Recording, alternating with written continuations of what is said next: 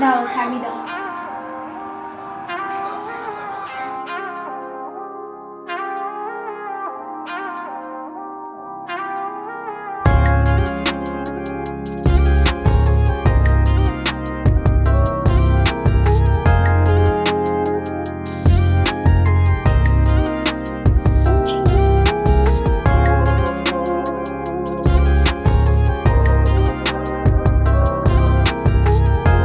নমস্কার বন্ধুরা, আমার আজকের ব্লগে সবাইকে অনেক অনেক স্বাগত। আজকের দিনটা সবার ভালো কাটুক আমি চাইবো। অনেক সকালে ঘুম থেকে উঠে ঘরদোর পরিষ্কার করে এখন চলে এসেছি বাইরের প্রাকৃতিক ফ্রিজের ব্যবস্থা করেছিলাম কাল রাতে। আমি রেশনের পালং শাক আর ধনেপাতা বাইরের কুয়াশাতে রেখেছিলাম, ওটা এখন দেখতে এলাম।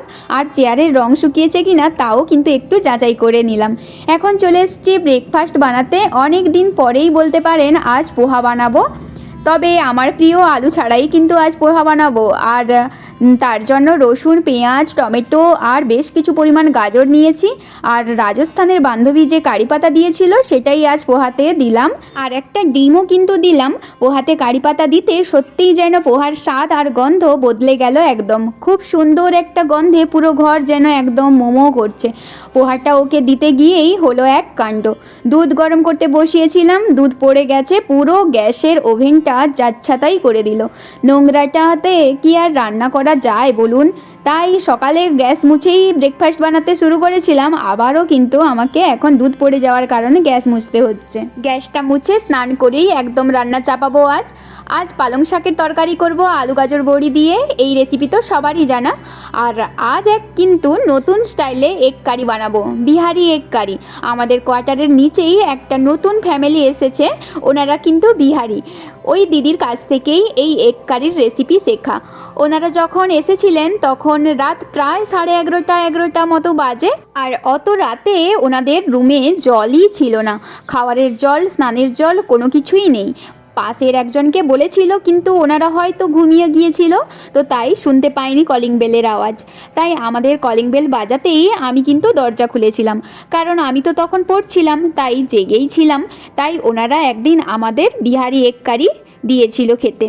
তারপর এত ভালো লাগলো, রেসিপিটা না জেনে একদম থাকতে পারলাম না, তাই জেনেই ফেললাম। আর আপনাদেরও জানানোর জন্য আমি কিন্তু ভিডিওটা শেয়ারও করেছি। ভিডিওটি দেখে থাকলে অবশ্যই বাড়িতে ট্রাই করতে কিন্তু ভুলবেন না। আমার হাজব্যান্ড কাজ থেকে এসেই এই খাবারের টেবিলটা কালার করতে বসে গেছে। আর এখন দেখুন বিহারি স্টাইল এগ কারিটা কিন্তু একদম রেডি হয়ে গেছে। আর একটা গোটা রসুনও দিয়েছি। আর গোটা রসুন খেতে কার কার ভালো লাগে একটু কমেন্ট করে বলবেন। তরকারির এই যে গোটা রসুন খেতে যেন আহা, একদম অমৃত। এখন আমরা লাঞ্চটা করে ফেলবো। আর লাঞ্চ করেই আমার হাজব্যান্ড আবারও কালার করতে বসে গেছে। জাস্ট কাজটা দেখুন তার। কি করছে? ভার্নিশ মারছি, ভার্নিশ। তুমিও মারছো, তার জন্য তোমাকেও থ্যাঙ্কস। আমি নাই, তোমরা যে কাজ করছো, দুটা চেয়ারে মেরে দিছো, তার জন্য তোমাকে অনেক অনেক ধন্যবাদ। বুঝছো? তখনই তো মেরে দিতে পারতে, তখন তো টেবিলটা মারলে। না, উল্টা দিকটা মারা হয়নি না, তখন মেরে একদম ছাঁটিয়ে দেবো। উল্টা দিকটা মেরে তো দিয়ে দিতে, একদম ইয়ে করে দিতে পারতে। না, তখন মারলে খাবে, খেতে কোথায়, এরকম হয়ে যেত। এখন তো এটাকে মেরে দিয়ে ঠেলে দেবো দেওয়ালের সাথে, যখন শুকনা হয় হবে। ওই দিকটা একটু টানতে হবে, বুঝো? বুঝতে পারছো? কিরকম টানবো? সে পায়াটা ধরে? আমি টেনে দেবো, তুমি শুধু জলের এটা ধরবে, ঠিক আছে? ঠিক আছে। এই জলটা যেন না পড়ে। এক্ষুনি টানবে? জলটা দেখো। তো দেখুন এখন কিন্তু চলে এসেছি রান্নাঘরে।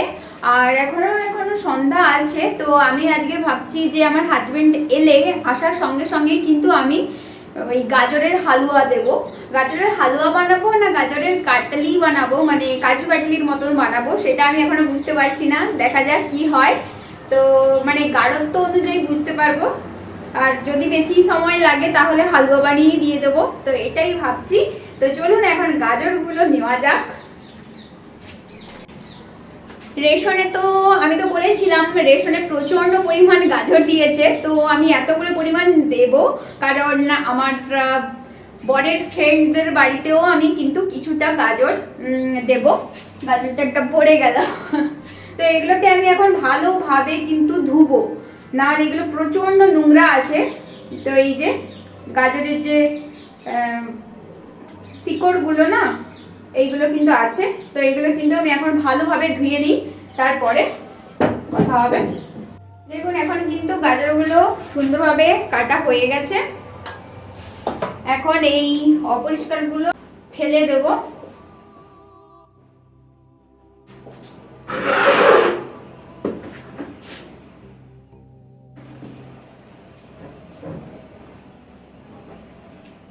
অপরিষ্কার চোখের সামনে থাকলে কি ভালো লাগে বলুন?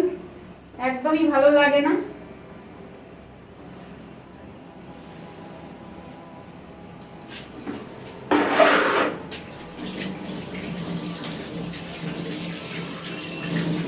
এই যে গ্রেটারটা আছে, এবার এই গ্রেটারটা আছে, তো এটা দিয়ে গাজরগুলোকে সুন্দরভাবে কুড়ে নেব।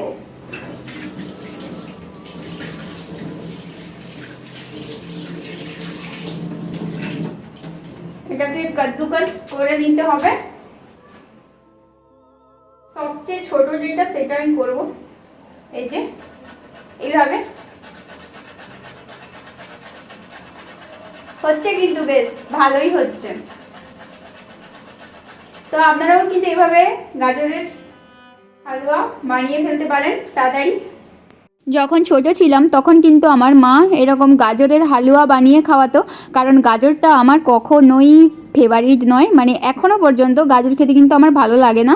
কিন্তু যখন গাজরের হালুয়া করা হয় তখন কিন্তু ভালো লাগে, বা গাজরকে যখন বিভিন্ন ডালে ফালে দেওয়া হয় তখন কিন্তু মোটামুটি ভালো লাগে, মানে অতটা ফেভারিট নয় কিন্তু মোটামুটি ভালোই লাগে।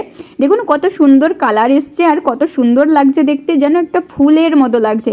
আর আমি যে ঘিটা তৈরি করেছিলাম সেটা কিন্তু আজকের কাজ দিচ্ছে, কারণ ঘি দিয়েই কিন্তু বানাবো। তো এই যে দেখতেই পাচ্ছেন এখন কিন্তু তরকারি হচ্ছে, তরকারি বলছি, এটা গাজরের হালুয়াটা বানানোর চেষ্টা চলছে। ভালোই হচ্ছে, ভালোই বেশ স্মেল এসছে। এখন কিন্তু দুধটা ঢালবো। গাজরের হালুয়ার ফুল রেসিপিটাও কিন্তু আমি শেয়ার করেছি, আপনারা চাইলে অবশ্যই দেখে নিতে পারেন।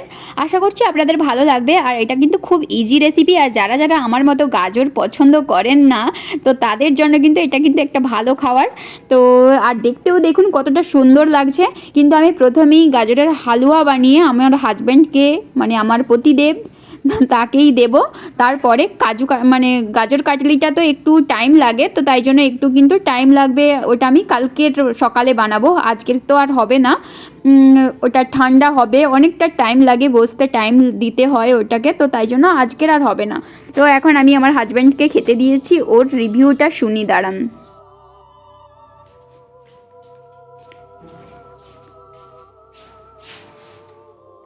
कैसा लगा? খুব সুন্দর হয়েছে। তুই কুরকুরের সাথে এটা খাচ্ছ? কেন গো? ভালো লাগছে, ভালো কম্বিনেশন, ভালো লাগছে, সত্যি এটা ভালো লাগছে।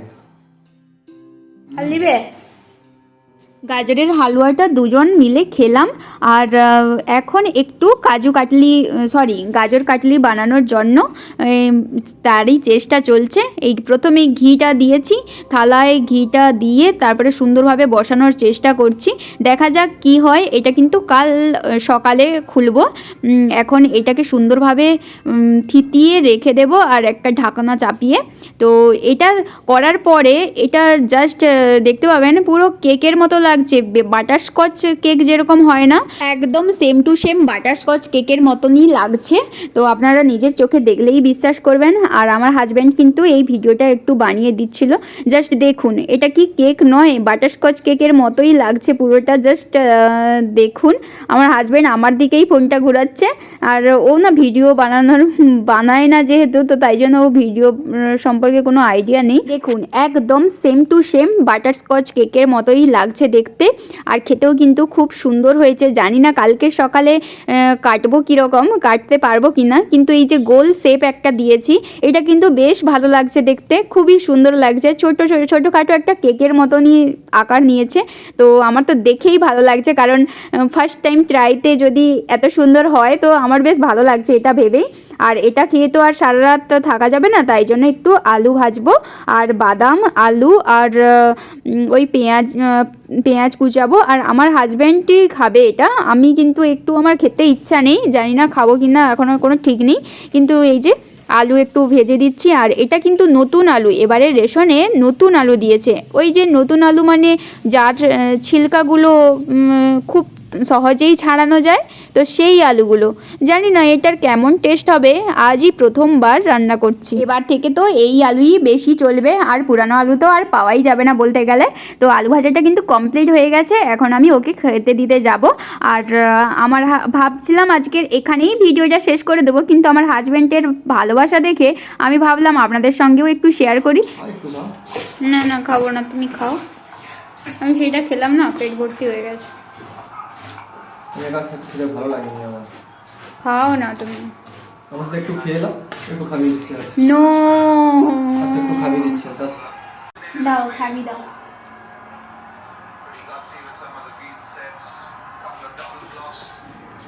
ভালো লাগছে, তুমি খাও।